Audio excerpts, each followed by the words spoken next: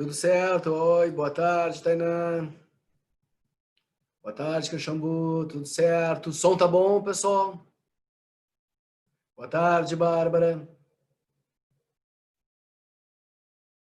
Boa tarde, Luca. O som tá bom, obrigado, Tainá. Tudo ok, Junco? Obrigado, sim. Tá bombando, tá bom, dado. Vamos lá, então, fazer a correção do nosso diagnóstico, né? Boa tarde, né? Então,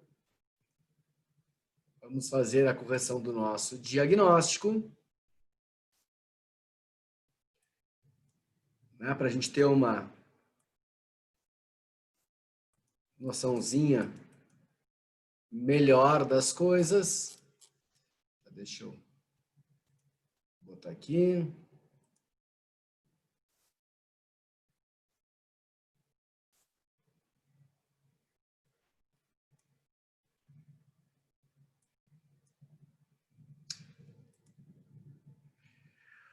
Bom, só um minutinho aqui que eu quero fazer uma...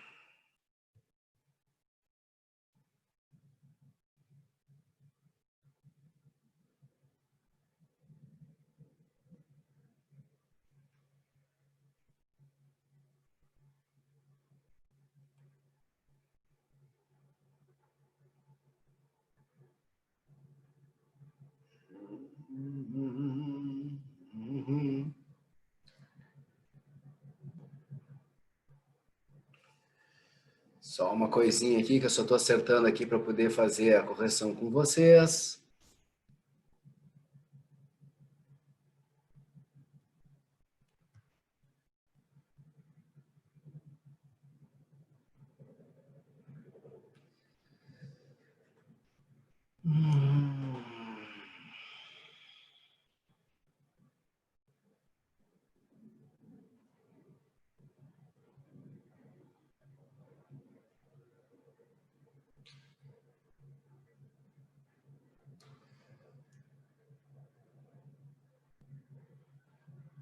Estou ajeitando aqui para ficar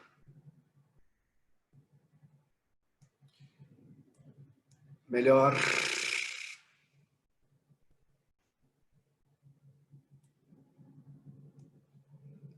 Agora.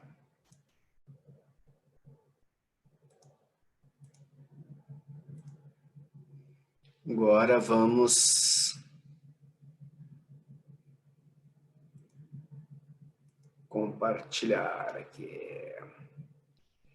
Isto. Vamos lá, pessoal.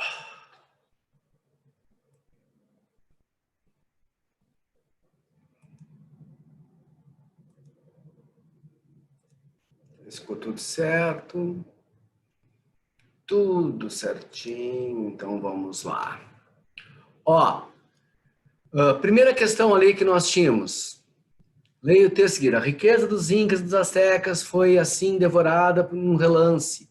Os impérios eliminados e dentro um pouco não estava ali. De toda a riqueza sonhada, senão um solo prodigiosamente rico em ouro e prata e restos de tribos selvagens, alvoradas, combalidas, desmoralizadas.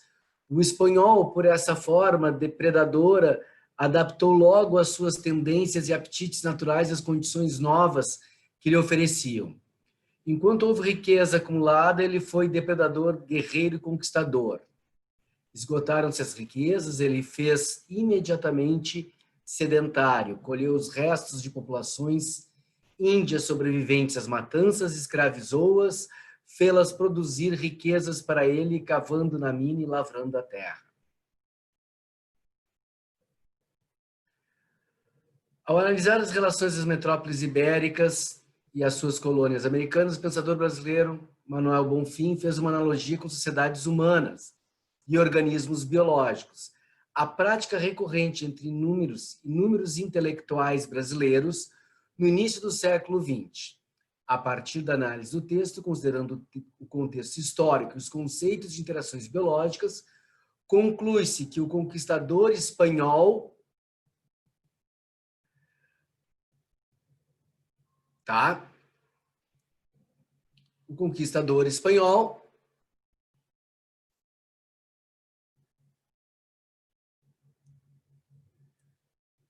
Marcou o quê, pessoal?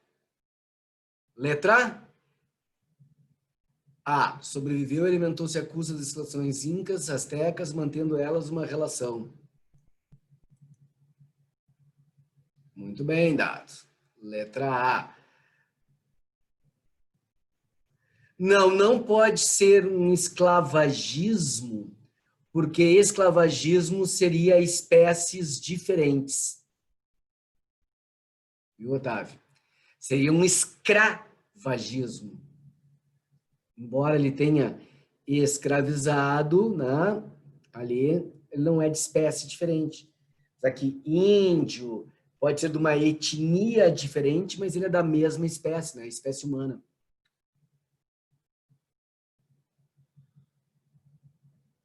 Mas o raciocínio foi lógico. Tá, Otávio? O raciocínio foi bem lógico, bem por aí, né? Então, ele predou, ele, né, parasitou, uma analogia do parasitismo. Ele sugou do outro o máximo que ele podia. Tá? Veio uma perguntinha aqui. Não. Então, essa é a diferença entre escravismo e esclavagismo? Sim. O escravismo seria indivíduos da mesma espécie. Tá? Da mesma espécie.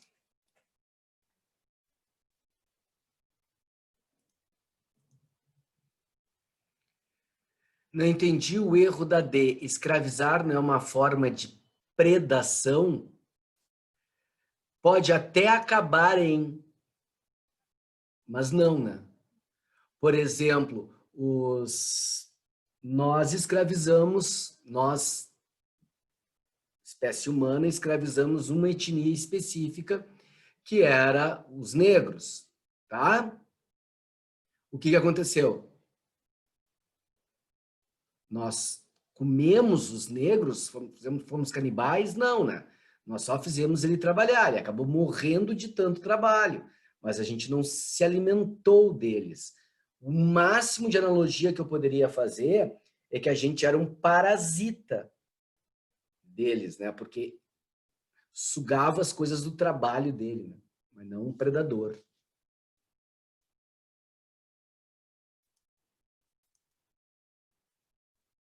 Tá? 2. Região fitogeográfica do Brasil caracteriza por uma cobertura vegetal de árvores que possuem altitudes que podem variar entre 25 e 50 metros, troncos com 2 metros de espessura. As sementes dessas árvores podem ser ingeridas. Seus galhos envolvem um tronco geral. Todo o tronco geral. Os fatores determinantes para o seu desenvolvimento dessas plantas são o clima e a cobertura vegetal. Desculpa, o clima e o relevo. Pulei uma linha. Uma vez que ocorrem principalmente em áreas de relevo mais elevado. Essa cobertura vegetal desenvolve-se em regiões as quais predomina um clima subtropical, que apresenta invernos rigorosos e verões quentes, com índices pluviométricos relativamente elevados, bem distribuídos durante o ano. A região caracterizada é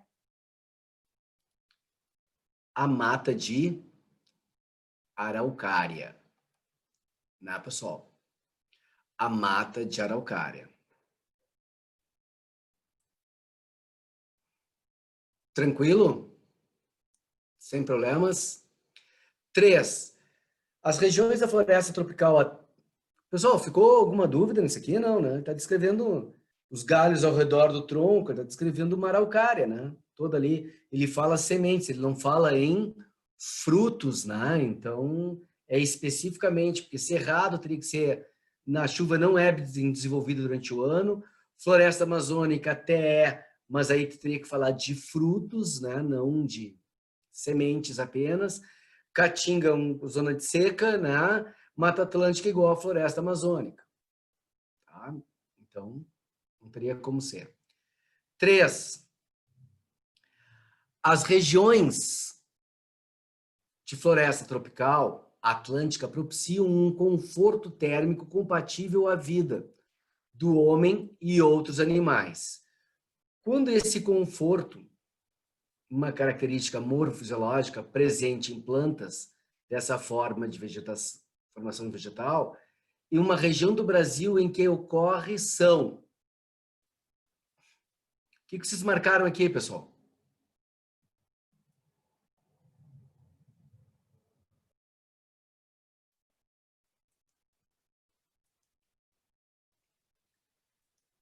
De Dinamarca, muito bem, é isso mesmo, tá, pessoal?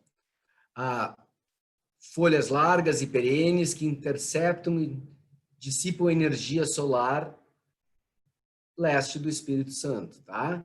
Então ele está falando de uma floresta tropical atlântica, ele está falando da Mata Atlântica, né? Então, ambiente úmido, né? Então, folha larga, dura sempre, tem sol sempre, né? Intercepta e dissipa energia solar.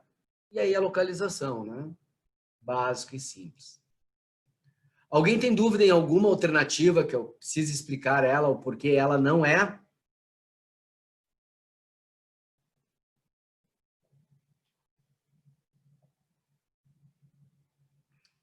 Não?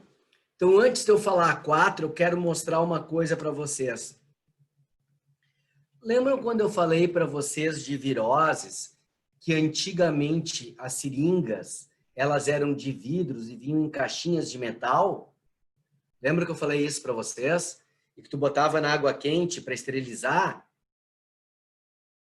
Tá aqui, ó. Essa era a caixinha de metal que vinha a seringa. E aqui dentro, ó, eu tenho a seringa de vidro. Ó. O êmbolo e aqui o restante da seringa. Eu vou pegar aqui para vocês verem bem. Ó, seringa aqui, tu não vai conseguir ver porque aí tá muito velha, né, pessoal? Aqui tem a graduação dos mililitros. Aqui o êmbolo todo de vidro. E assim que era injetado. Né? Aí tu tirava tudo, ia para a água fervente na caixinha e vinha a agulha aqui dentro. Essa agulha já é agulha descartável, né? Ali, com plástico, mas antes tudo era metálico, porque aquela agulha, obviamente, já não existe mais. Mas a seringa e o potinho se conservaram. Tá? Só para vocês terem uma ideia, né? Daquilo que eu tinha falado para vocês. Questão 4. O gráfico ilustra a variação da taxa metabólica de um animal em relação à variação da temperatura do ambiente.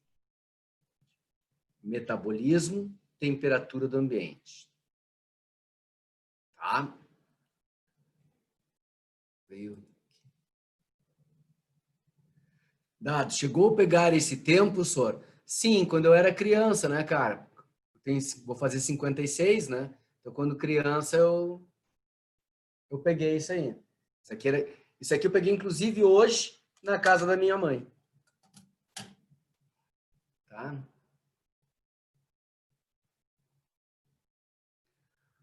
Quando eu era pequeno, não, né? Eu nunca deixei de ser pequeno, né, Caxambu? Quando eu era mais jovem, menor, né? Menor.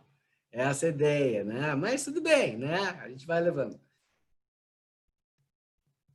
É legal ver mudanças assim durante a vida. Olha, quando a mudança é para melhor, é legal, né? Quando é para pior, aí é brabo, né? Mas hoje em dia é descartável, muito mais segura, né? Então, tem coisa assim. Mas às vezes tu pega uma época, por exemplo, lá do nazismo, do fascismo, aí tava mudando para pior, né? Era uma mudança para pior, né? Aí é ruim, né? É ruim. Vamos lá aqui, ó. Ó, o metabolismo vai aumentando com a temperatura do ambiente. O animal que apresenta variação da taxa metabólica ilustrada no gráfico, aí vamos ler uma por uma. Depende do calor produzido pelo próprio metabolismo? Não. Eriça os pelos ou penas em dias frios para manter o calor do corpo? Não. Depende do calor do ambiente para elevar a temperatura corpórea? Não. Consegue aumentar a atividade metabólica em dias frios? e elimina suor em dias quentes, reduzindo a atividade que é corpórea, né? Tá saiu errado ali, tá? Corpórea. Pessoal, a resposta depende do calor do ambiente para elevar a temperatura do corpo. Isso aqui é caracteristicamente de um animal ectotérmico, tá? Temperatura do corpo varia com a do ambiente. Como ficaria o gráfico de um animal homeotérmico? Ele ficaria da seguinte forma: a tendência é o metabolismo ficar constante ou muito próximo do constante. A inclinação dessa curva teria que ser, no mínimo, menor. Trancou aí, pessoal? Tá tudo legal, porque aqui veio uma mensagem para mim de internet instável.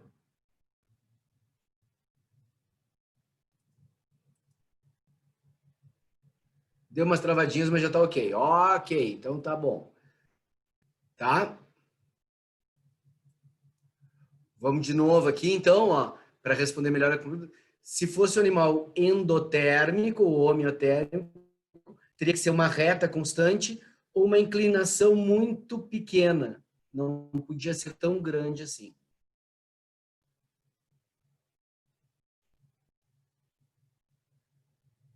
Certo? Ótimo.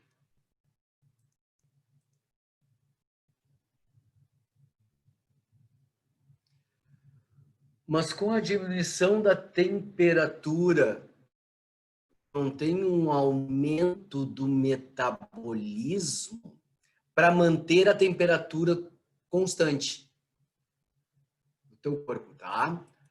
O aumento é muito pequeno para manter a temperatura do corpo constante.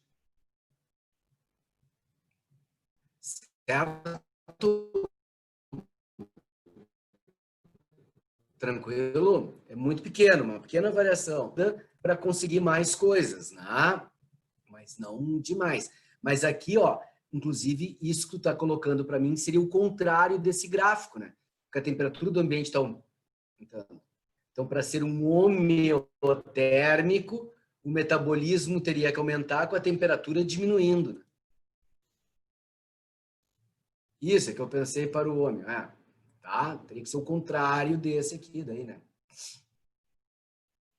Tá? Então...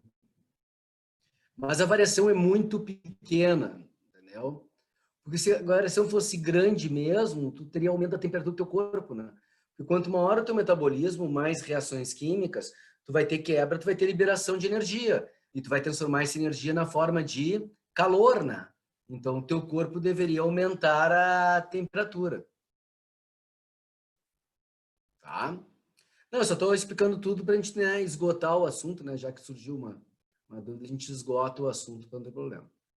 Mortandade de peixes e coloração na água dos rios. Do rio Tietê preocupa o interior de São Paulo. Aí assim, água de cor estranha e cheiro forte estão preocupando quem mora perto do rio. Pescadores estão voltando para casa com redes vazias. O que está vendo são, o que você está vendo são os peixes mortos, mas não morrem só peixes. Morre toda uma cadeia abaixo dos peixes, que estão todos os micro-organismos, pequenos crustáceos, pequenos moluscos que são alimentos dos peixes. Explica o biólogo Arif Kais, professor voluntário aposentado da Unesp. Tá? Aí vem. A reportagem faz referência ao fenômeno de eutrofização. Nesse fenômeno, um dos eventos que precedem e um dos eventos que sucedem a mortandade dos peixes são, respectivamente, despejo de esgotos nas águas e decomposição aeróbica, proliferação de micro-organismos aeróbicos e decomposição anaeróbica. Letra B, a resposta. Porque primeiro vai ter a eutrofização, né? Grande quantidade de indivíduos, vai ter aquele consumo todo, e aí produz a toxina, os animais começam a morrer, com essa morte toda, começa o processo de decomposição, tá? Aí, no caso, vai ser uma decomposição anaeróbia. Alguém tem dúvida? Achou alguma outra para marcar?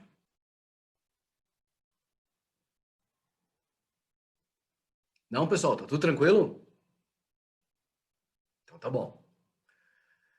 Eu marquei 6. sexto. Tá? A combinação entre baixa de biodiversidade, altas Professor. concentrações de poluentes e baixas concentrações de oxigênio Ah, dissolvido, que é verificada nos rios, passam por grandes centros urbanos. Deve-se principalmente a descarte de garrafas PET e sacolas plásticas, aumentando a cadeia de produção de microplásticos. Não, né? O aumento em intervenções de engenharia, como a construção de pontes e dragagens. Não.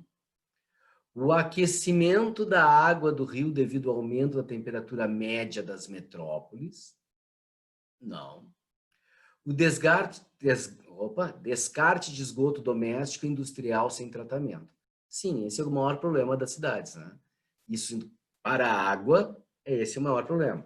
No planeta, aquecimento global, a indústria gera os gases para aquecimento global, mas não envolve só o rio específico, né? É tudo, né? Aqui está falando do rio, então é o descarte do esgoto doméstico, tá? Ocorrência mais frequente em longos períodos de estiagem, não, né? 7. Ou como diz o Marcelão, 7. Né? Em um estudo foram avaliadas 4 amostras encontradas em diferentes locais, representados na figura abaixo. Ambiente terrestre, plataforma continental, declive continental, plataforma abissal. Amostra A, aforaminíferos, algas e dinoflagelados. Amostra B, a pólen e não existem seres marinhos. Opa, se há pólen não existem seres marinhos, a B já é referente ao ambiente terrestre. Letra C, a grande concentração de plâncton. Se é grande concentração de plâncton, eu tenho que ter aqui na plataforma continental. Há uma grande concentração de bentos, plataforma abissal. Então vamos lá. Assinale a alternativa corretamente com o local e a coleta. A amostra A contém seres típicos da plataforma abissal. Algas, dinoflagelados, que também são algas. Na plataforma abissal não vai ter luz, né? Então,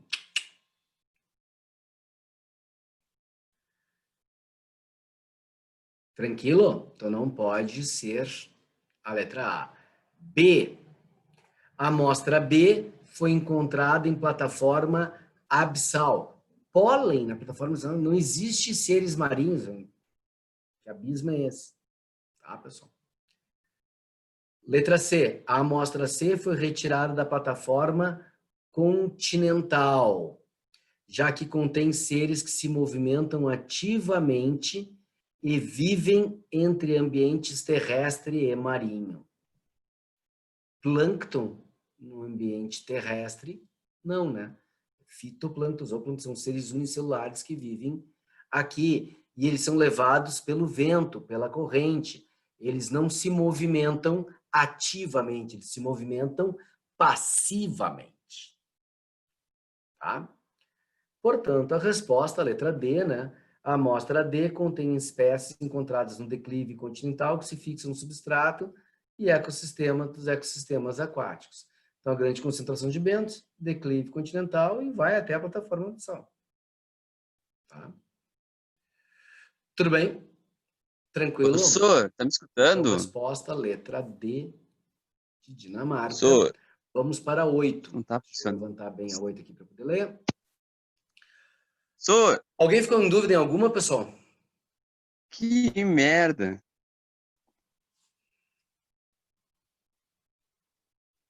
eu ver o que botaram aqui. Dado, o senhor tá sem som. Tem alguém falando no microfone.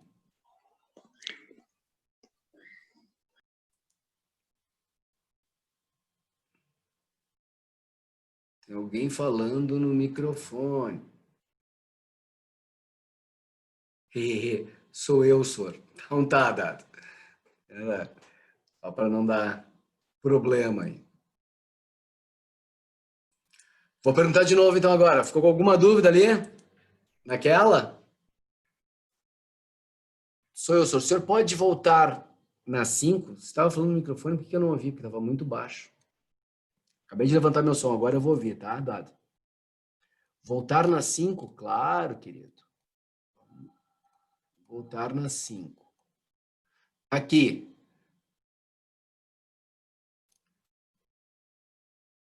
Eu fiquei com um pouco de dúvida. Então, vamos lá, Dado.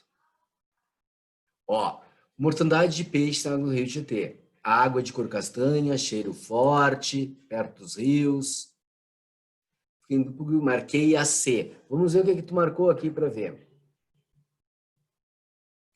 Redução de matéria orgânica disponível e mortandade dos crustáceos e moluscos.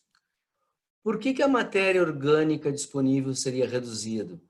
Quando nossos esgotos jogam, e nossa indústria, um monte de produtos nitrogenados, né? Compostos de carbono, a gente larga muita matéria orgânica nos nossos rios, poluindo os nossos rios, tá? Porque esse processo de ter muito lixo, muito esgoto, muita coisa, tá? O que vai acontecer? Vai dar mais nutriente para eles poderem sobreviver. E eles vão indo, eles vão reproduzindo e morrendo, reproduzindo e morrendo, reproduzindo e morrendo, reproduzindo e morrendo. E aí começa a gerar uma série de toxinas, começa a formar uma tapa aqui, né? A entrada da luz, as algas começam a morrer, oxigenam menos as águas, aí tu começa com um processo de decomposição, né? Então tu não vai ter uma redução, né, da matéria orgânica. O fato de estar jogando lixo não está reduzindo. Pode ter depois com o processo de decomposição, porque ele transforma o produto orgânico em produto inorgânico, né? Mas tu tens essa situação, tá? Tá? Tranquilo? Tranquilinho, senhor. Obrigadão, tá? Foi dado. Tava escutando?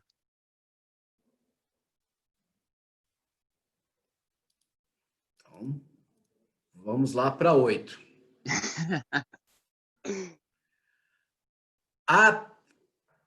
Opa, veio duas aqui.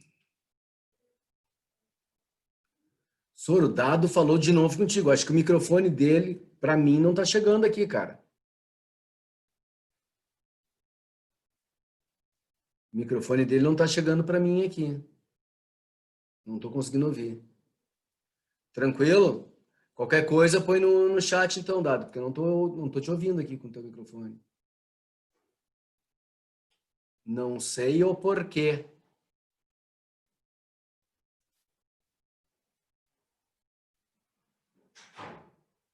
Tá, ok. Eu até vou fazer um pedido para quem tem microfone aí que possa falar, que abra o seu microfone e diga um oi aí para ver se eu ouço, para ver se é algum problema meu aqui ou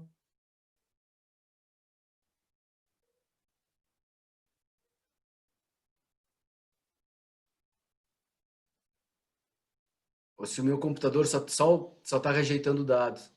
Tá ouvindo, senhor? Tá ouvindo? Falou alguma coisa ali, Otávio? Tô falando. Porque eu também não ouvi nada.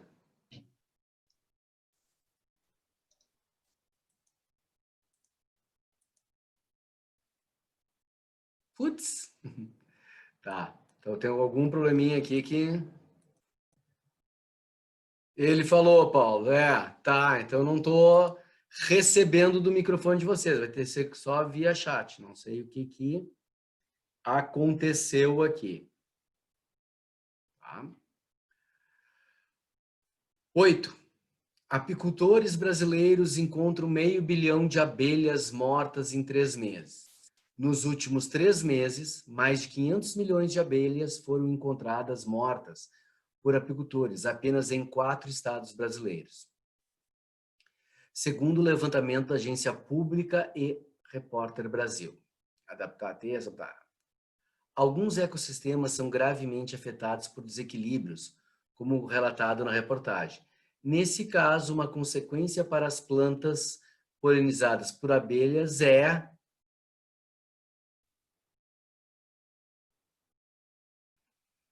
o que vocês marcaram aqui?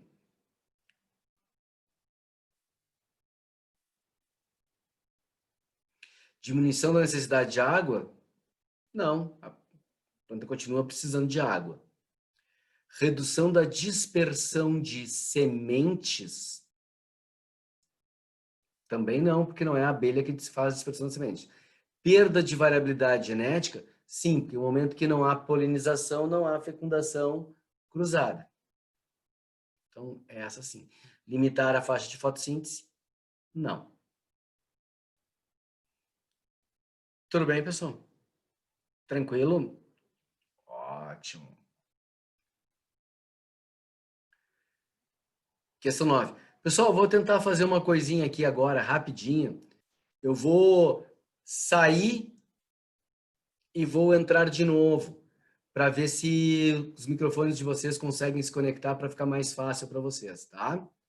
É bem rapidinho. Eu saio e entro já de novo.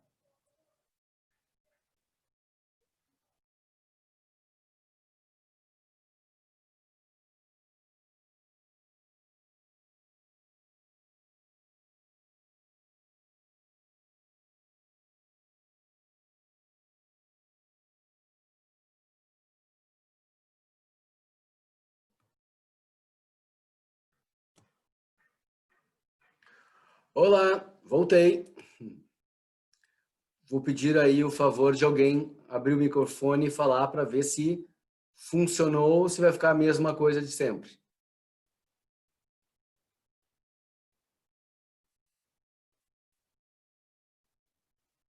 Tá me escutando, lindão? Oi! Tá falando, Dados? Falando Pelo contigo. jeito tá, porque o quadradinho dele tá verdinho aqui e não funcionou. Desculpa, não funcionou. Vai ter que ser só chat mesmo. Tá? Bora chat mesmo, é isso aí. Tá? Eu até queria, né? Mas para vocês terem uma ideia aqui. Ok. Lindo. Tá? Então vamos lá. Obrigado, obrigado, obrigado. Você me chama de lindos. Eu vou te dar o endereço da minha oftalmo, mas tudo bem. Tá? Pessoal, questão 9, então. Em 2014, iniciou-se em São Paulo uma séria crise hídrica que também afetou o setor energético, agravada pelo aumento do uso do ar-condicionado e ventiladores. Com isso, intensifica-se a discussão sobre a matriz energética adotada nas diversas regiões do país. Sendo assim, há necessidade de buscarem fontes alternativas de energia renovável, que impliquem menores impactos ambientais. Considerando essas informações, qual fonte poderia ser utilizada? Urânio enriquecido, carvão mineral, gás natural, óleo diesel e biomassa. O que vocês marcaram?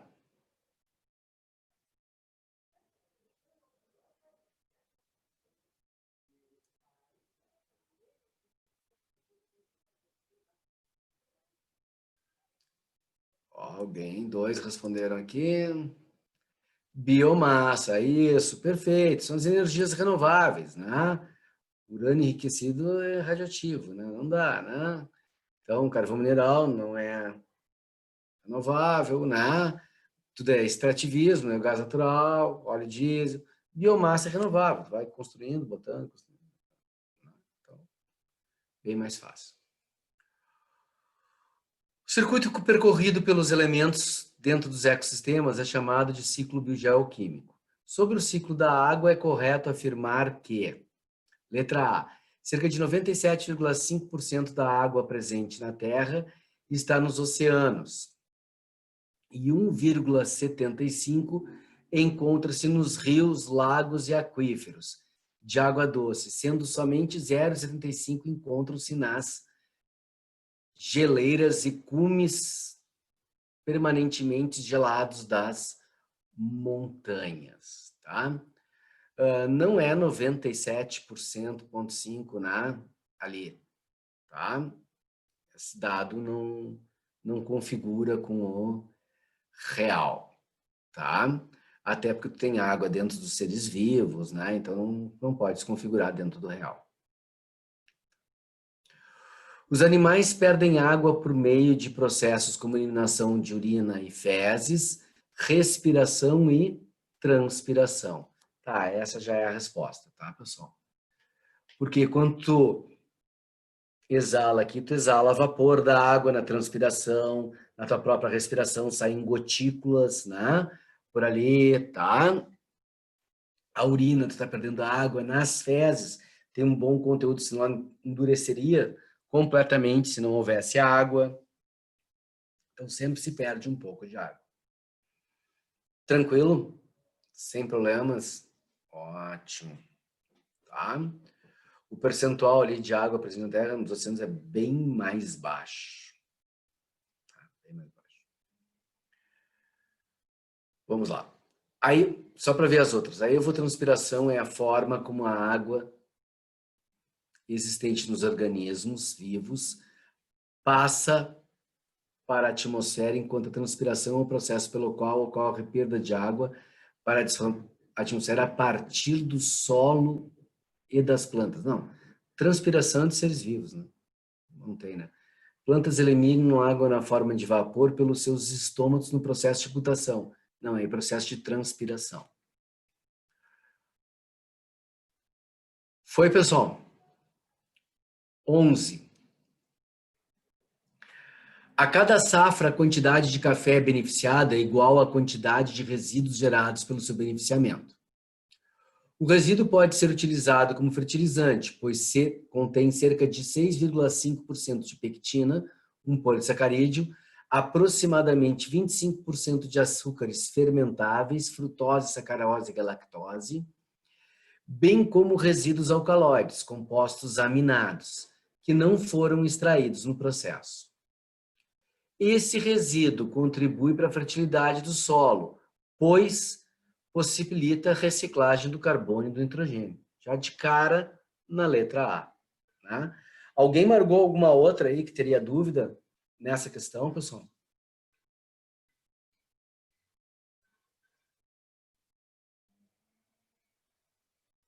Não? Maravilha.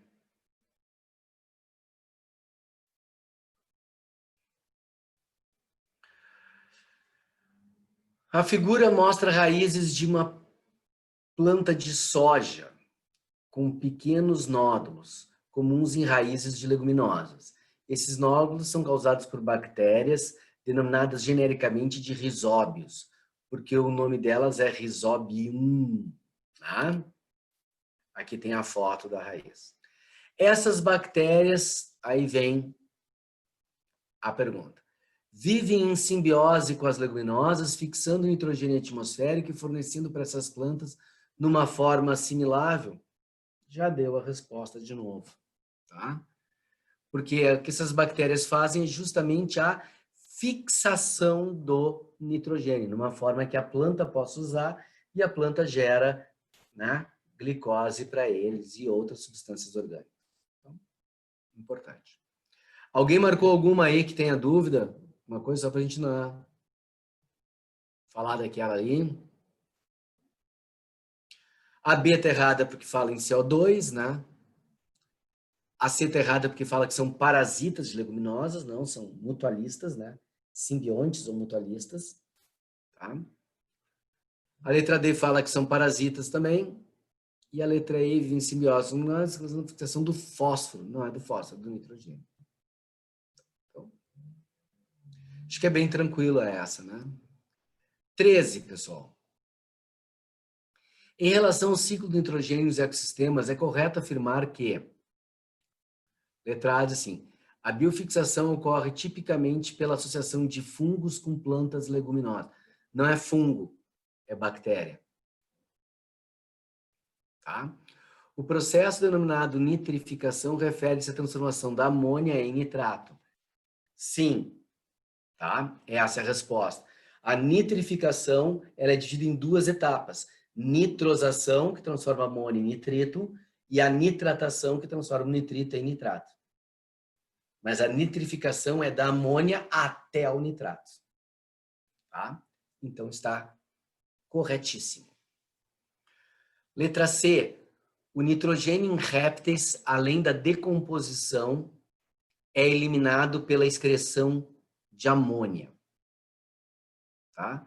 Nitrogênio em répteis, além da decomposição, réptil não elimina amônia, né? É ácido úrico. Tá? Só para ver o que está errado nas outras, tá? Os nitritos são solúveis em água e facilmente absorvidos pelas raízes da planta. A nitrato é facilmente, o nitrito nem tanto. Tá? As bactérias do gênero Rhizobium são responsáveis pelo processo de desnitrificação, não de nitrificação. As que fazem a desnitrificação são as pseudomonas. Tá? Tudo bem? Ó, fixação, Rhizobium. Nitrosação, nitrosomonas. Nitratação, nitrobacter. Desnitrificação, pseudomonas. Tá? Essa é a sequência para nós. 14. O nitrogênio é essencial em seres vivos e pode ser adquirido pelas plantas através da absorção pelas raízes e pelos animais através da sua alimentação. Sua utilização na agricultura de forma inadequada tem aumentado sua concentração no ambiente e o excesso que é transportado para os cursos d'água tem causado a eutrofização. Contudo, tal dano ambiental pode ser minimizado pela adoção de práticas sustentáveis, que aprisionam esse elemento no solo, impedindo seu escoamento para os rios e lagos. Esse método sustentável, visando a incorporação desse elemento na produção, prevenindo tal dano ambiental, é: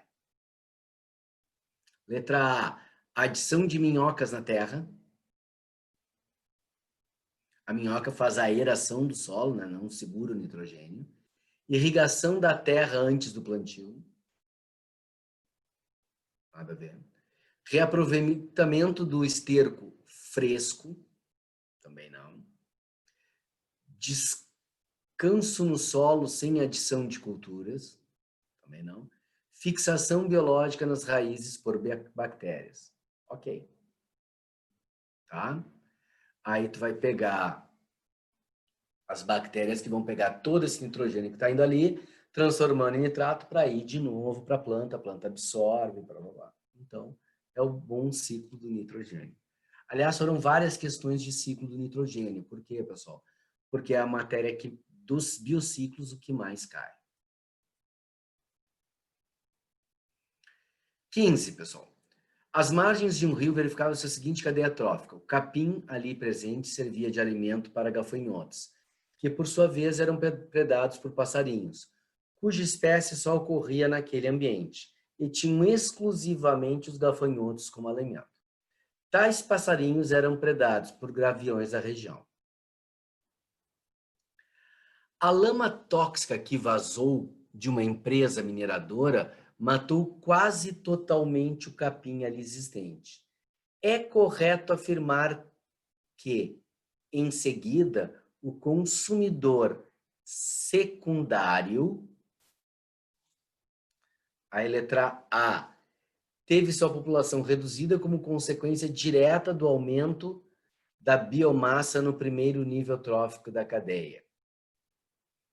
Não, se matou quase todo o capim, o primeiro nível trófico foi destruído, né? Aumentou a biomassa, diminuiu, né? Teve sua população reduzida como consequência indireta da diminuição da biomassa no primeiro nível trófico da cadeia. Eles estão falando de consumidor secundário, ou seja, o passarinho, porque o primário era o gafanhoto. A partir do momento que não tem grama, os gafanhotos vão começar a morrer. Morrendo os gafanhotos, não tem alimento passarinho. Então, por consequência de não ter a grama, uma consequência indireta, o passarinho acaba morrendo. Tá? Tranquilo? Letra B. Brasil, a resposta. Alguém marcou alguma coisa aí que não tenha sido isso? Tenha dúvida? Queira tirar?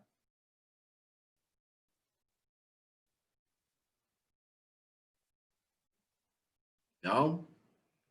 Muito tranquilo, então. Vamos lá. Em uma região de mata foi observada uma cadeia alimentar formada por gafanhotos que se alimentavam de plantas e servem de alimentos a passarinhos que, por sua vez, são predados por gaviões. O texto praticamente igual ao outro aqui, né? Da cadeia alimentar, né? Só não teve a segunda parte do texto falando da lama.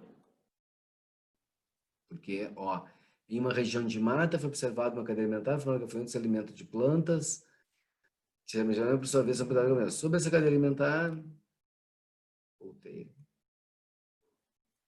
Tá? Ó, sobre a cadeia alimentar, sinal alternativo correto. Os passarinhos pertencem ao nível trófico dos consumidores primários. Não, não são os primários. Se a grama é predada por gafanhoto, o gafanhoto é o primário, o passarinho é o secundário. O aumento da população de gaviões nessa região acarretará, consequentemente, na redução populacional das plantas. Sim. De forma indireta, sim. Por quê? No momento que aumentou o número de gaviões, eles comem mais passarinhos. Se eles comem mais passarinhos, menos passarinhos comem gafanhoto. Então, se tem mais gafanhoto comendo, vai ter menos grama, menos capim. Tá? Tudo bem, pessoal? Tá tranquilo. Maravilha.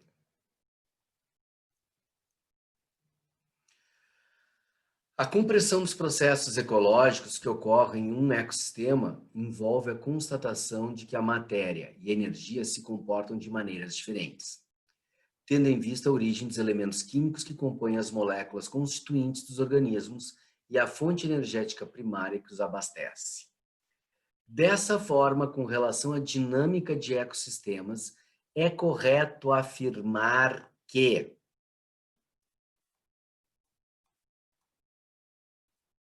letra A energia se comporta de maneira cíclica? Não. Ela é unidirecional e reduz com a cadeia alimentar. A matéria e a energia apresentam a mesma origem e o mesmo destino? Não. A energia é parcialmente dissipada em cada nível trófico até o seu retorno aos seres classificados como autótrofos? Não, ela é unidirecional, ela não volta. A matéria se comporta de maneira cíclica, de modo que os micro-organismos exercem papéis fundamentais na biogeoquímica. Perfeito. Essa é a resposta. E a letra E, a matéria obedece um fluxo unidirecional? Não, porque a matéria é cíclica, né? A matéria mantém a velha e boa lei de Lavoisier. Churrasco de hoje, carreteiro de amanhã, bolinho de depois, né? E assim por diante. Certo?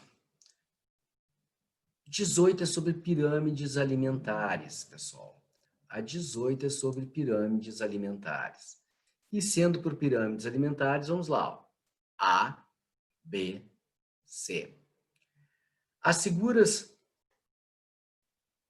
acima representam pirâmides ecológicas. Considerando-se a cadeia alimentar, fitoplâncton, zooplâncton e peixes, as pirâmides de energia, biomassa e números em um dado momento são respectivamente. Tá? Pirâmide de energia só pode ser a letra A. Se não for a letra A, tá errado. Tá? Porque energia ela é unidirecional. Então, só pode ser a letra A. Biomassa, a letra B. Porque lembram que o fitoplâncton se reproduz em uma velocidade tão grande que mesmo uma quantidade menor de biomassa consegue manter uma quantidade maior. E a biomassa de peixes é menor. Tudo bem? Número, pessoal. Eu não posso ter mais peixes do que fitoplâncton e zooplâncton. Não posso ter mais peixes, então esses peixes morrem de fome. Então a C não se encaixa nesse processo, tá? O número aqui, pessoal, que melhor ficaria seria a letra A de novo. Eu ter mais fitoplâncton, mais menos ou e menos peixes, tá?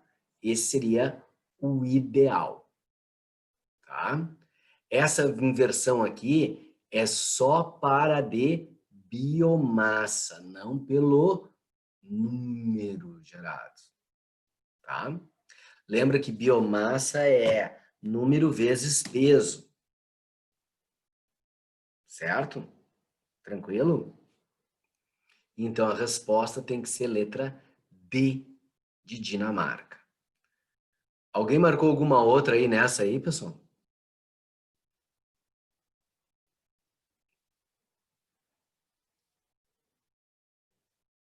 Não?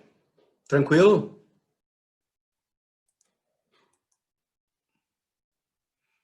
Em qual a situação a pirâmide C se aplica? Legal, Otávio. Ó, a pirâmide C se aplica em casos de parasitismo, tá?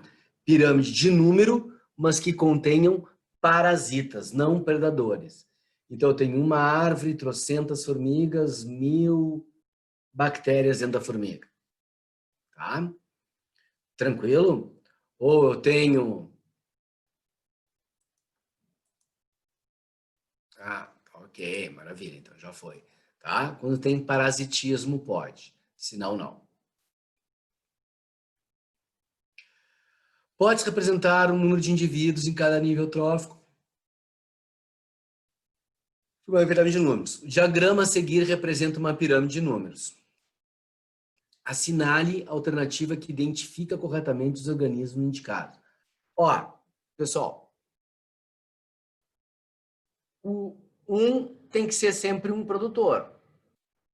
Então não pode ser a letra D, porque não pode começar por um bezerro. Tá? O bezerro tem que se alimentar da vaca, né? Então não pode ser a letra D. Mas podia ser árvore, podia ser capim, sem problema nenhum. 2 tem que ser um parasita de planta. Então cairia fora a letra C. Ó, já caiu fora a letra D, caiu fora a letra C. Então, pulgão e bezerro. Não, o bezerro até pode, né, se alimentar, mas é forçar a barra, mas todo caso, tá lá. Aí, eu tenho que ter um animal que prede o pulgão. Joaninha prede o pulgão. O homem não vai comer pulgão, né, pessoal? Tá? Não vai comer o pulgão, tem que ser Joaninha. O homem não vai comer capim. Tá? O homem comer um bezerro? É, até pode. E aí, 4 tem que ser um predador do 3. Pássaro. Então, o melhor seria uma árvore, pulgão, joaninha e pássaro.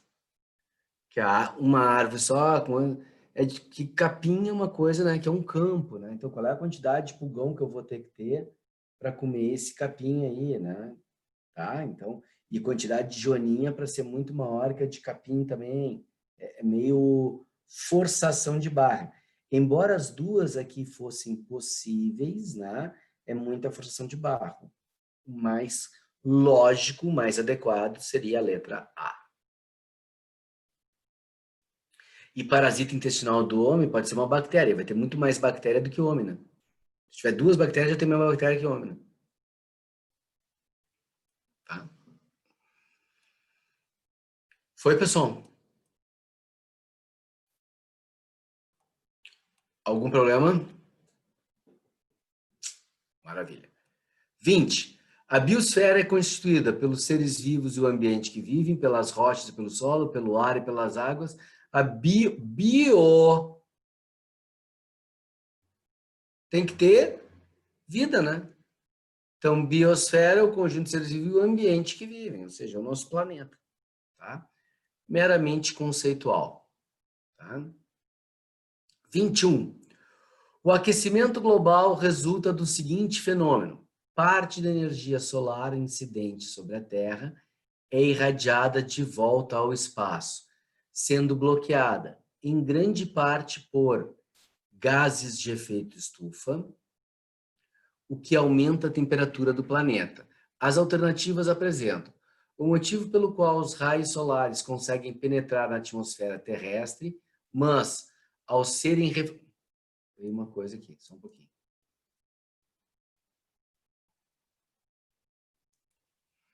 Qual a diferença entre biosfera e ecossistema? Biosfera é o conjunto de todos os ecossistemas. É o nosso planeta, tá? O conjunto de todos os ecossistemas é biosfera. A nossa biosfera é dividida em 3 biociclos. Talassociclo, liminociclo e epinociclo. Talassociclo, todos os ecossistemas marinhos, epino, todos os terrestres e limino, todos os de água doce.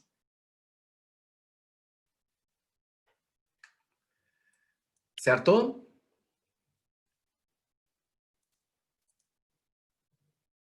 Ok. Então, afirmativa 1 lá, vamos ler de novo. O motivo pelo qual os raios solares conseguem penetrar a atmosfera terrestre, mas ao serem refletidos são barrados por uma grande parte pelos gases de efeito estufa. Uma das causas diretas é o aumento da concentração de gases de efeito estufa na atmosfera. Os itens 1 e 2 estão corretamente indicados em... Vamos ler de novo, que eu já me perdi na questão, porque eu fui responder outra coisa. O resulta do seguinte fenômeno. A parte da energia solar incidente sobre a Terra é irradiada de volta ao espaço, sendo bloqueada em grande parte por gases de efeito estufa, que aumenta a temperatura do planeta. As alternativas apresentam o motivo pelo qual os raios solares conseguem penetrar na atmosfera terrestre, mas ao serem refletidos são barrados, em grande parte pelos gases de efeito estufa. Uma das causas diretas do aumento da concentração dos gases de efeito estufa uma das causas diretas da concentração de gases de efeito estufa na atmosfera.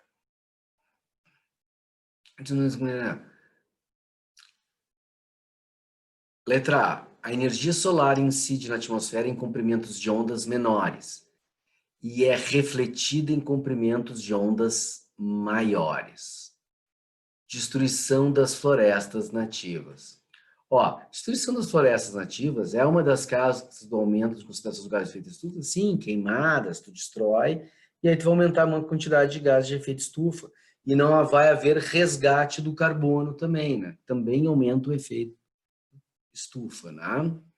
E aí vamos ver aqui. A energia solar incide na atmosfera em comprimentos de ondas menores e é refletida em comprimentos de ondas maiores. E aí não conseguem sair e retornam.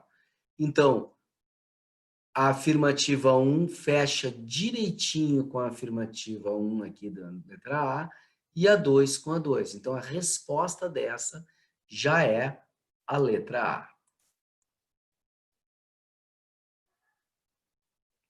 A questão parecia mais de física do que de biologia. Cara, na realidade, quando a gente envolve poluição, tá? Seja qual é o tipo de poluição que for, tá? Que vai ter efeito estufa, tu estuda na biologia, na química e na física. Chuva ácida, tu estuda nas três, né? Destruição da camada de ozônio nas três, o efeito que os raios ultravioletas nas três. Então, algumas matérias se interseccionam. Por isso que no Enem acontece uma coisa. É comum as pessoas ficarem em dúvida de que matéria é aquela questão. Porque é um texto super abrangente e aí o cara não sabe qual é a dúvida. Então a gente diz, caiu menos biologia do que química, caiu mais biologia do que física, porque às vezes tem coisas que fecham. Né? Se for uma questão sobre olhos, tanto posso falar dentro da biologia, do funcionamento do olho, da miopia, dos problemas, das doenças, como eu posso falar da física em função da fontes, né, de lentes, distância focal, né? Esse que é o detalhe. Tá? Então, mas alguém tem dúvida em alguma afirmativa aí que acha que possa ser correta? Não? Então, maravilha. Vamos para a questão 22, tá? O solo amazônico é naturalmente rico em mercúrio, na sua forma inorgânica. Na bacia do Rio Negro, todos os anos, na época chuvosa, os rios transbordam e invadem a floresta e formam ecossistemas fechados, que permanecem inundados até 130 dias.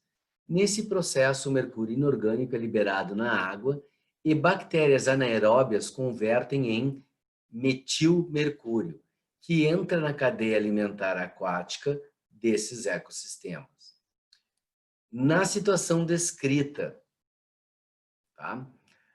As bactérias anaeróbias concentram a maior parte do mercúrio nas cadeias alimentares na região inundada. Então, foi isso que a questão disse. A bioacumulação de organismos, a bioacumulação de mercúrio nos organismos aquáticos será menor ao longo dos níveis tróficos das cadeias alimentares. Não, lembra da magnificação trófica, ele sempre aumenta, né? Os micro-organismos que fermentam a matéria orgânica na água favorecem a entrada de mercúrio nas cadeias alimentares. Foi o que foi descrito aqui com as bactérias, tá? Então, essa seria a resposta para nós. Letra C, Canadá. Vamos ver o que a letra D diz assim. Os organismos autótrofos nas cadeias alimentares da região dada são contaminados por mercúrio, não foi isso? É bactérias, né? A contaminação por mercúrio fica restrita aos organismos aquáticos dos ecossistemas da região inundada. Não, tá? Se tem alguma ave que comeu o peixe que está ali, ela se contamina também. Então, não. Ok? Tranquilo? 23. População radioativa compreende mais de 200 nuclídeos, sendo que, do ponto de vista do impacto ambiental, destaca-se o césio 137 e o estrôncio 90. Maior contribuição de radionuclídeos antropogênicos, tá? No meio marinho ocorreu durante as décadas de 50 e 60, como resultado de testes nucleares realizados na atmosfera. O estrôncio 90 pode se acumular nos organismos vivos em cadeias alimentares, em razão da sua semelhança química, pode participar do equilíbrio do carbonato e substituir o cálcio em diversos processos biológicos. Tá? Ao entrar na cadeia alimentar, da qual o homem faz parte, em qual tecido do organismo humano o estrôncio 90 será acumulado predominantemente? Ora, pessoal, naquele que tiver mais cálcio, que é o tecido ósseo. Ah, mas ele não pode ter no músculo? Pode. Ele não pode ter no sangue? Pode. Mas predominantemente no ósseo, né? Que é o que tem mais cálcio. Foi, pessoal. Questão 24. Após uma lagoa ter sido contaminada por chumbo, um ecólogo analisou alguns seres vivos que faziam parte da cadeia alimentar desse local. Algas, crustáceos, peixes, carnívoros. A concentração, tá? A concentração de chumbo e a energia acumulada em cada nível trófico foram analisadas ao longo da cadeia alimentar. As informações obtidas pela análise foram indicadas em uma pirâmide, em que a largura de cada retângulo representava a quantidade de energia e os pontos pretos representavam a concentração de chumbo acumulada em cada nível trófico. Assinale a alternativa. Não. Ó, se a largura da pirâmide é energia, a energia tem que ir diminuindo, né? Não pode ser a letra A.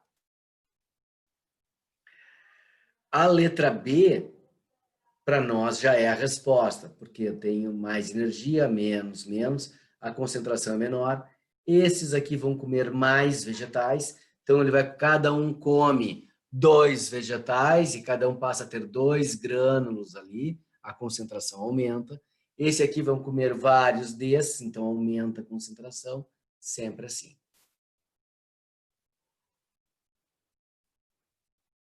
A de energia tem que ser sempre assim, então tu tinha que ter uma das duas. Tu tem que saber que ocorre a magnificação trófica, o aumento da toxina com a cadeia. Então, letra B, né? Não tem muito o que discutir aqui. 25. Leia os textos a seguir que abordam as metas da Unesco quanto ao desenvolvimento sustentável. Entre os dias 25 e 27 de setembro de 2015, mais de 150 líderes mundiais estiveram na sede da ONU em Nova York para adotar formalmente uma nova agenda de desenvolvimento sustentável. Esta agenda é formada pelos 17 Objetivos de Desenvolvimento Sustentável, que devem ser implementados em todos os países do mundo durante os próximos 15 anos, até 2030. ODS 14, Vida na Água. O avanço do uso sustentável e conservação dos oceanos continua exigindo estratégias e gestões eficazes para combater a sobrepesca e o aumento de plantas aquáticas nas costas. A expansão nas áreas protegidas para a biodiversidade marinha, a intensificação da capacidade de pesquisa e o aumento do financiamento para a ciência oceânica continuam sendo criticamente importantes para os que possamos preservar os recursos marinhos. O percentual global de unidades populacionais de peixes marinhos que se encontram em níveis biologicamente sustentáveis diminuiu de 90% em 1974 para 69% em 2013. Além disso, as tendências globais apontam para uma contínua deteriorização das águas costeiras devido à poluição e à eutrofização. Sem esforços conjuntos, espera-se que a eutrofização costeira aumente em 20% até 2050. Os textos alertam sobre a necessidade da utilização sustentável dos recursos ambientais, sobretudo dos recursos aquáticos, pois as águas costeiras estão ameaçadas pelo aumento da população de algas devido ao lançamento de minerais ricos em fosfatos e nitratos. Esse crescimento exagerado de algas torna a água esverdeada, dificultando a penetração da luz no ambiente aquático, ocasionando a morte das algas submersas e diminuindo a taxa de fotossíntese. Resposta já, letra A. tá? Então, 25, resposta à letra A. Alguém tem dúvida em alguma aí? Pelo que eu tô vendo, poluição é um assunto que para vocês é bem tranquilo, né? Ali. Aliás, toda ecologia tem sido bem tranquila para vocês. Vamos para a questão 26, então.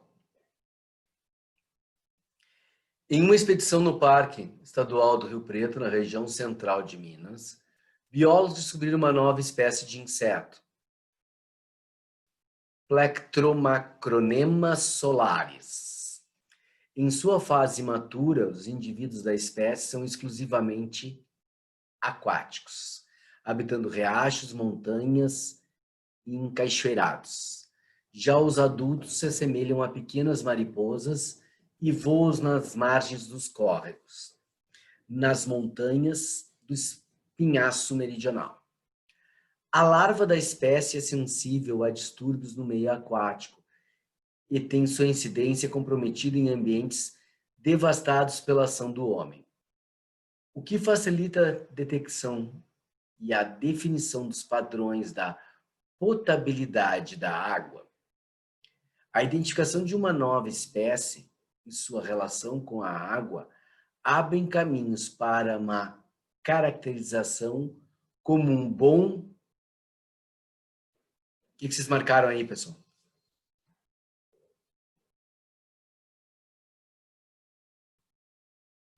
Hein?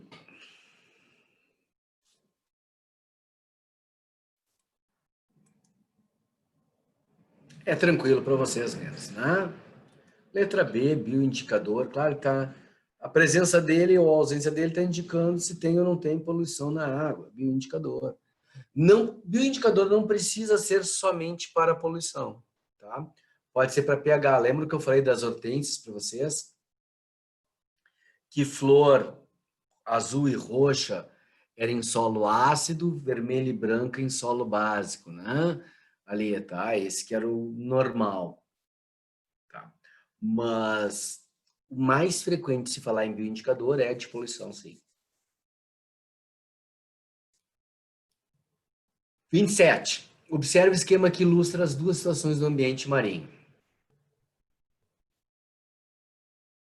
Menor fluxo de nutrientes, lado A, oxigênio.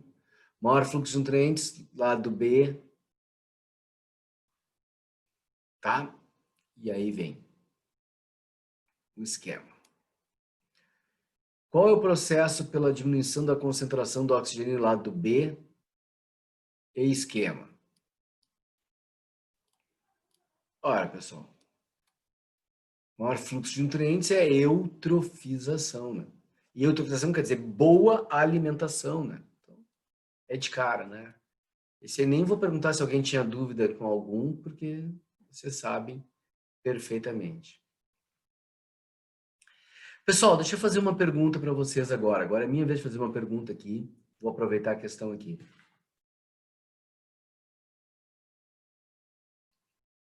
Qual é a diferença para nós hoje?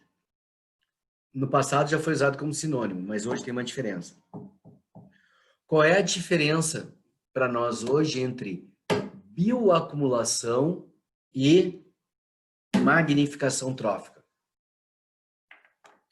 Qual a diferença entre bioacumulação e magnificação trófica?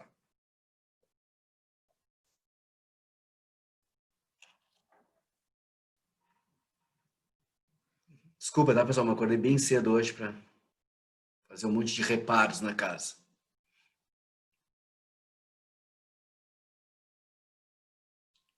Qual a diferença entre bioacumulação e magnificação trófica?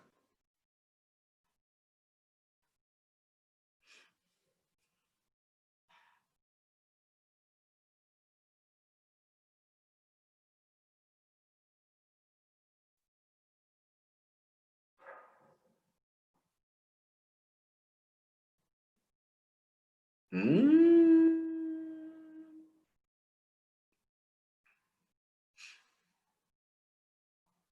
Ninguém sabe ou caiu a minha internet aqui e eu não estou sabendo?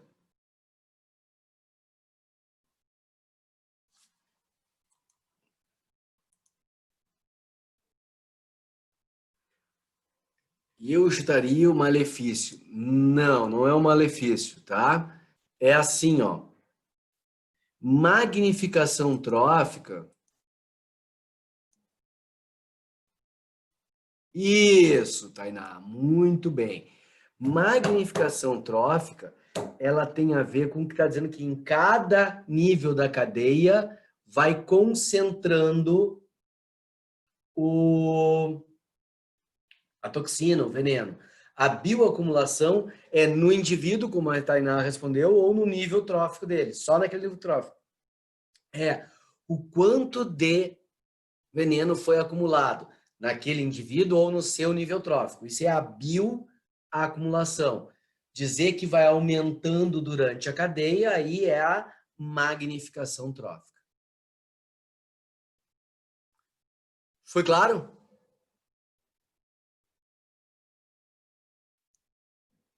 Tranquilo?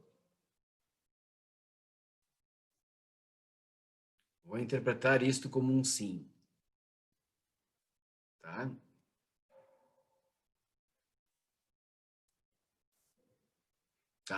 Tá bom. 28.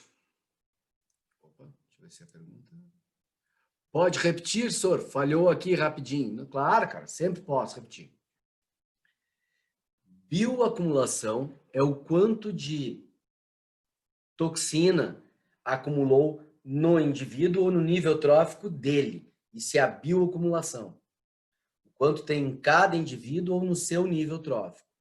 Magnificação trófica, que se refere a toda a cadeia, não só a um nível trófico, a todos, que a quantidade de toxina, de veneno, de mercúrio, de metal pesado, vai aumentando com a cadeia. Tá? Feito. 28, então, pessoal. Assinale com VOF as afirmações abaixo sobre agrotóxicos. Os agrotóxicos são substâncias transgênicas, tóxicas, usadas na agricultura. Tá? Pessoal, de cara, tá? Essa questão aí é falsa, né, pessoal? O agrotóxico não é transgênico. Quem pode ser transgênico é a planta, não o agrotóxico. Né? O agrotóxico é um componente, uma toxina. Certo? Então, essa aqui é falsa. O uso indevido de agrotóxicos pode causar um desequilíbrio nas populações de abelhas, que são expostas a diferentes substâncias químicas. E isso é verdadeiro, né, pessoal? Aliás, esse é o grande problema dos agrotóxicos, que está o mundo inteiro se preocupando, que as abelhas estão sumindo. Tá? A água sanitária é eficiente para remover agrotóxicos.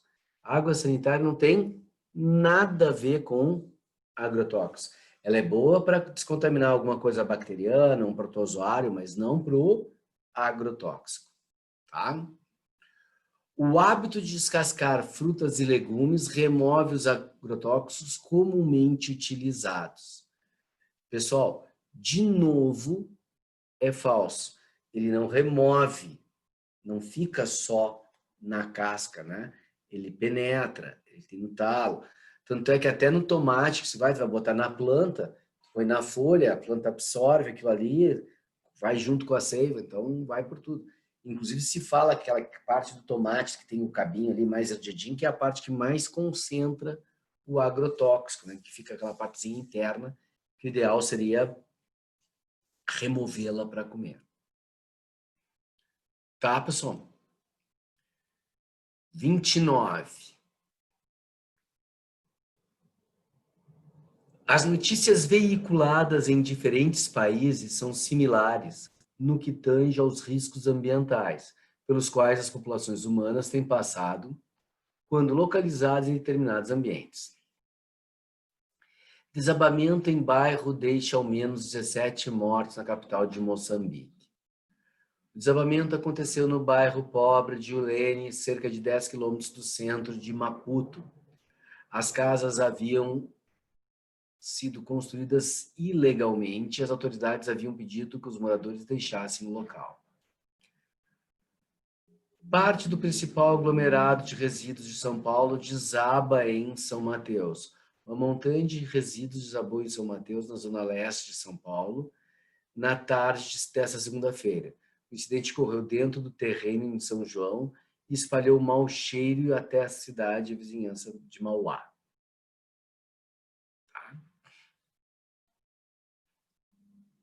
Situações como essas são apresentadas nas notícias que ocorreram também na cidade de Ribeirão Preto, no estado de São Paulo, no ano de 2006, onde foi interditado o terreno que os resíduos sólidos eram amontoados para a decomposição de matéria orgânica. A interdição do espaço deixou que as pessoas recolhiam materiais como plásticos. A interdição do espaço deixou as pessoas que recolhiam materiais como plásticos desempregadas, porém, tal interdição ocorreu para conter um risco ambiental, que era um foco de contaminação com chumbo e mercúrio. Os locais apresentados são ambientes de alto risco ambiental. Denominam-se de lixão. Tá? De lixão. Ó, já veio uma pergunta aqui.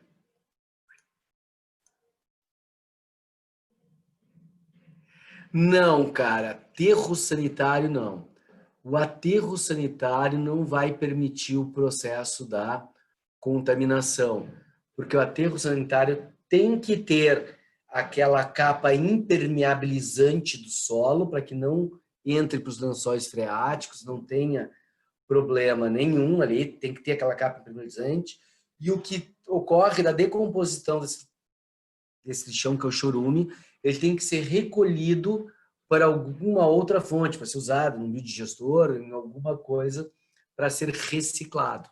Tá? Ele tem que ser reciclado. Então, não pode ser aterro sanitário. Aqui, ó, ele está falando que eles escorrem, que eles vão direto, ou seja, não existe a formação de uma fossa, que é o aterro sanitário, tu cria como se fosse uma grande fossa, com impermeabilizante para não contaminar o solo e o lençol freático. Isso aí é o lixão. Dá uma olhada naqueles slides que eu botei, que tem ali o lixão e tem o aterro sanitário, tem todo o esquema do aterro sanitário ali, que é bem bom de tu olhar aquilo ali. Tá?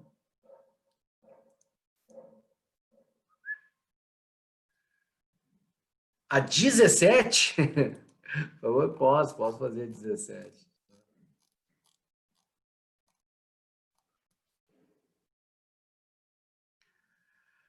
A compreensão de processos ecológicos que ocorrem em um ecossistema desenvolve a constatação que a matéria e a energia se comportam diferentes, tendo em vista a origem de elementos químicos que compõem as moléculas constituintes dos organismos e a fonte energética primária que os abastece.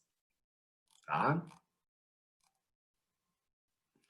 Então, dessa forma, a relação dinâmica entre um ecossistema e o afirma que a energia se comporta de maneira cíclica? Não.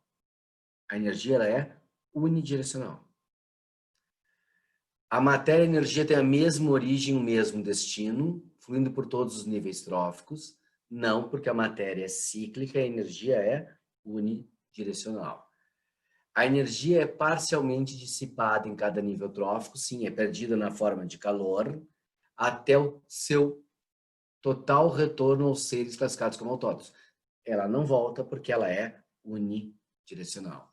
A matéria se comporta de forma cíclica, de modo que os micro-organismos exercem papéis fundamentais na biogeoquímica. Sim, porque quando eles decompõem e transformam de novo em sais minerais, a matéria orgânica em sais minerais, isso vai ser reutilizado pelas plantas e vai fechar o ciclo. Por isso que a resposta é a letra D, de Dinamarca. Ok, Caxambu?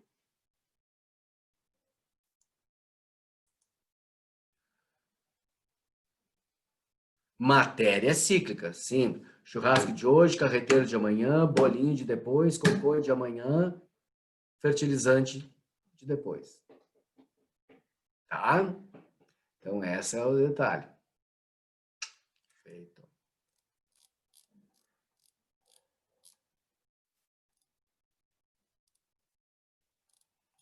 27, 29 foi a última que eu fiz com vocês. 30 e última, né, pessoal? Porque vai acabar o nosso tempo aí, vocês precisam de descanso também. Então, aí, ó, em junho de 2018, foi vista no Parque Estadual de Itapuã uma onça parda, segundo maior felino da América do Sul, porque o maior é a onça normal, né, onça pintada. Esse evento não era observado há mais de 15 anos. Considere as afirmações abaixo sobre a onça parda. Onça parda é um carnívoro que pode ocupar o topo da cadeia alimentar nos ecossistemas. Perfeito. A onça parda, ao consumir preás no seu ambiente, será uma consumidora terciária na cadeia alimentar. Ela consome preá e o preá come grama. Então, é uma consumidora secundária. Tá? Tem uma perguntinha aqui que eu não consegui pegar.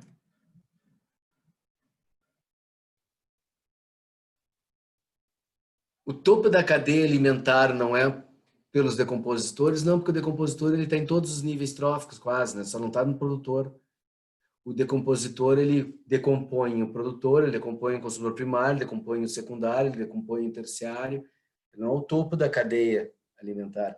O decompositor, normalmente, ele está na referência de uma teia alimentar. Quando eu tenho o mesmo indivíduo participando de mais de um nível trófico, ele está numa teia, não numa cadeia. Eu não coloco ele nos níveis tróficos. Se for cadeia, não. Se for teia, sim. Tá? Porque para ele ser topo, ele teria que decompor somente o último. E ele não decompõe somente o último. Tá? A onça vai ser a última a consumir, porque ninguém preda a onça. Ela é a última a consumir. Isso que ela é o topo da cadeia. Tá?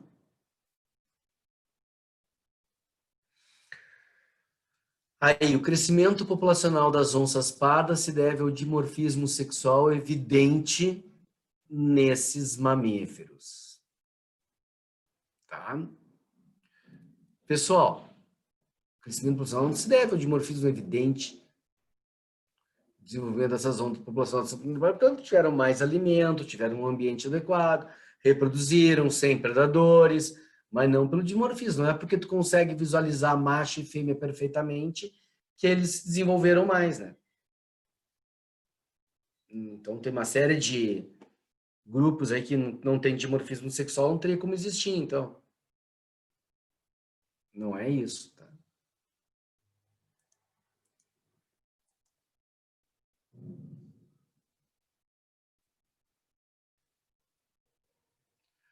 A 2 está certa? Não. A 2 está errada. Ele é um consumidor secundário, não terciário. Dimorfismo sexual sequer faz diferença para a reprodução. Para a reprodução em si, não. É só uma forma de identificação de macho e fêmea, né? Aproximação, não tem. Ok, pessoal? Então, paramos por aqui. Quinta-feira eu começo a corrigir a partir da 31 com vocês, né? E aí a gente segue a sequência. Fala, Cachimbo!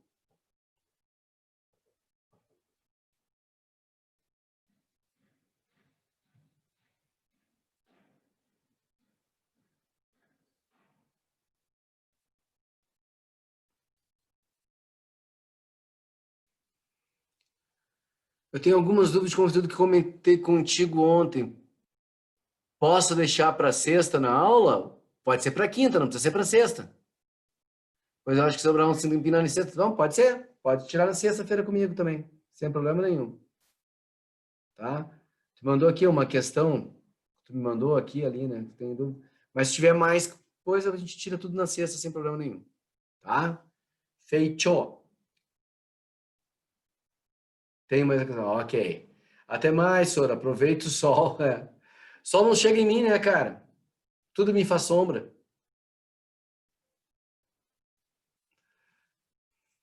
Tá? Então tá. Tchau, pessoal. Até quinta. Abração. Tchau, tchau a todos. Tchau, Bárbara.